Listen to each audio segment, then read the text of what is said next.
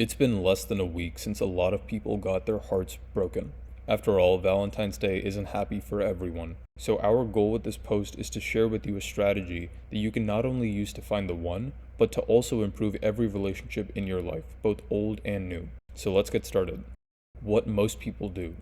So before we dive into our strategy, let's address the things that we see most people doing to improve their relationships. Whether it's their dating life, marriage, family, or friends, some mistakes are unfortunately all too common. 1. They let anyone into their lives. They have no standards for filtering out people who don't add value, and we don't mean this in a shallow way. Look, relationships are a two-way street. In order for them to work long-term, whether it's with your partner or your friends, both people in the relationship need to benefit from it. If that's not happening, then that's not a good relationship. The only exceptions to this that we can think of are the relationships that you have with your kids and the family you're born into, because you can't always choose whether they're a part of your life. But besides these, every other relationship needs to be mutually beneficial.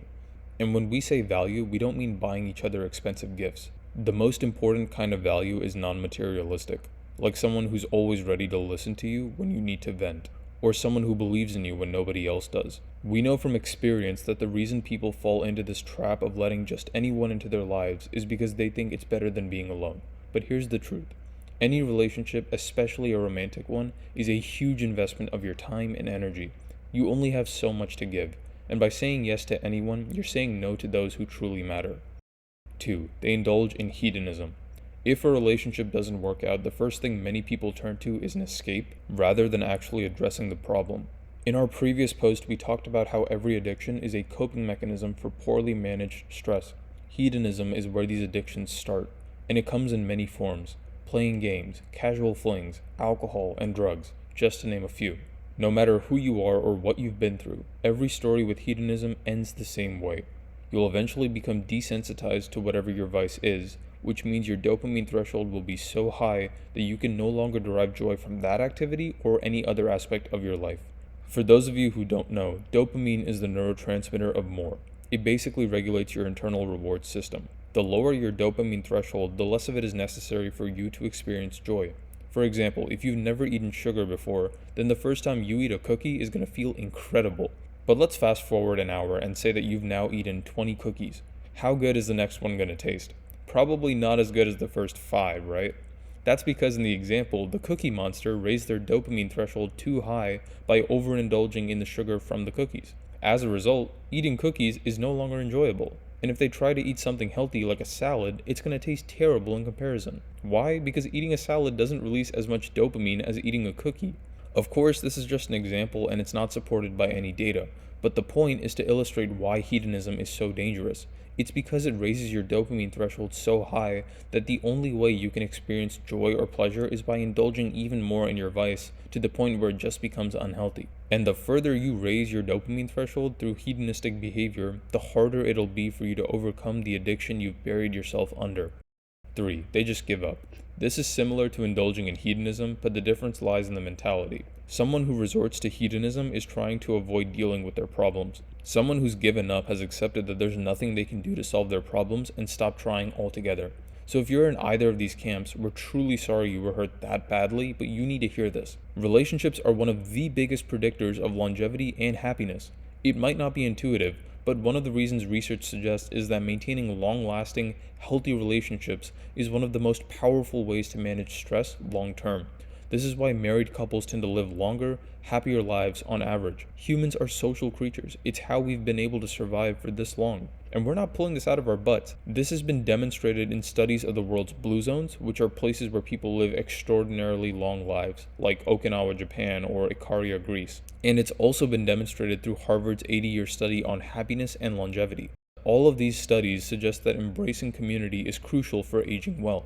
Our takeaway from this is that if you don't invest in building and maintaining high-quality relationships, it will literally cost you years of your life that you could be enjoying to the fullest. If you give up on relationships altogether, you're not living life, you're just waiting to die.